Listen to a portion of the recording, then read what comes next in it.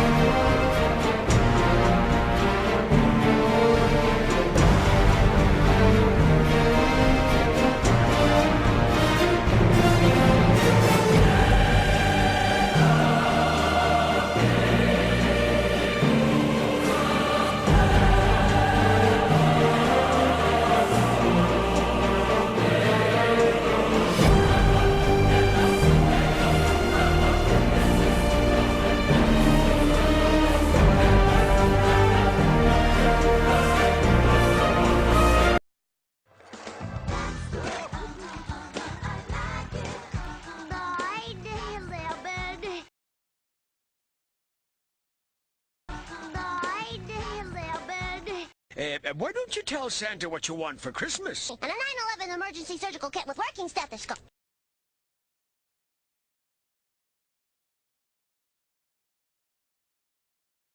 And a 9/11... Oh, I'd love to see New York. We could all go with the bus company's special super sitter fare. $9? This one's on me.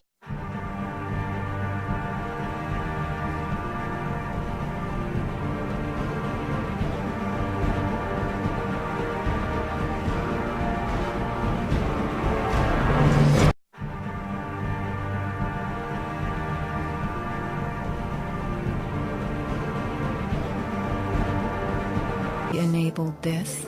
Would fire hurl metal and concrete sideways into the air? In April 2006, New Yorkers were distressed to learn that bone fragments, human remains from 9/11, had been found on the roof of the nearby Deutsche Bank building. And how, in God's name, did those fragments get there? Like, it sounded like gunfire, bang, bang, bang, bang, bang, and then all of a sudden, 3 big explosions. Chief Albert Turry told me that he was here after the events that took place this morning. He tried to get his men out as quickly as he could, but he said that there was another explosion which took place, and then an hour after, there was another explosion in one of the towers here. So according to his theory, he thinks that there were actually devices that were planted in the building. As I went up, I remember listening to small explosions on the upper floors, and these small explosions were not coming from the area of the impact. It was coming from lower floors.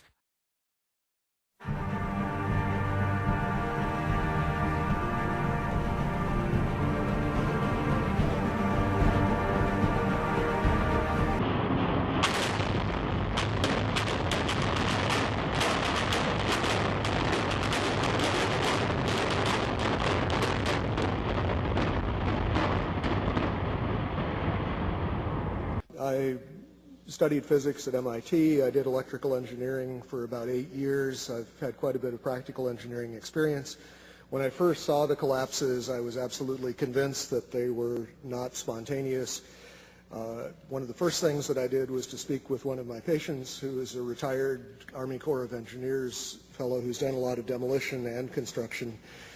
Showed him some of the public source videos that are available of it, and he immediately pointed out that there were squibs, which represent little puffs of smoke essentially coming out of the buildings initially, which were clearly a sign of controlled demolition. He had no opinions beyond that, but he said without doubt that it was a controlled demolition.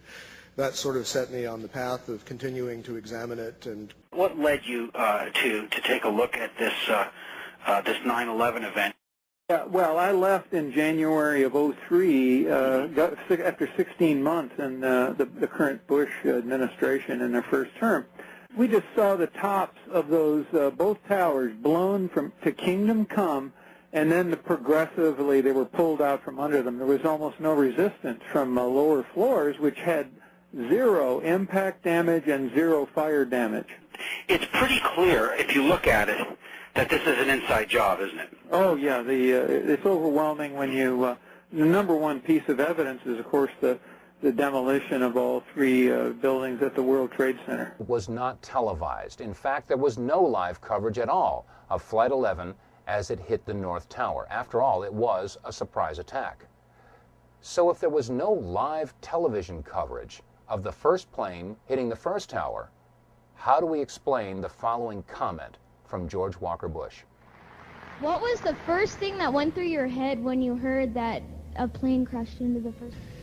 Well, I was sitting in a schoolhouse in Florida. I'd gone down to tell my little brother what to do, and you can go ahead and sit down. Just kidding, Jeb. And it's the mother in me. Anyway, I was sitting there, and my chief of staff, well, first of all, when we walked in the classroom, I had seen this plane fly into the first building. There was a TV set on, and you know, I thought it was pilot error.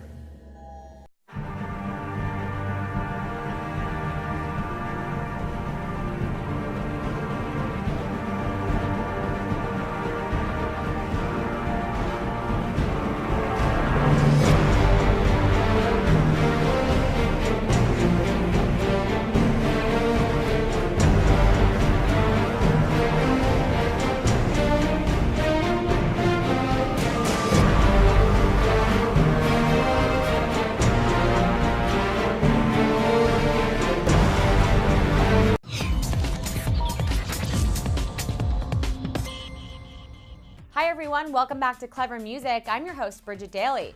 We just got word on a crazy story. Jermaine Jackson has come forward with information on his late brother Michael that we've never even heard before. He told Access Hollywood that Michael was supposed to be at a meeting inside the World Trade Center on September 11th, 2001.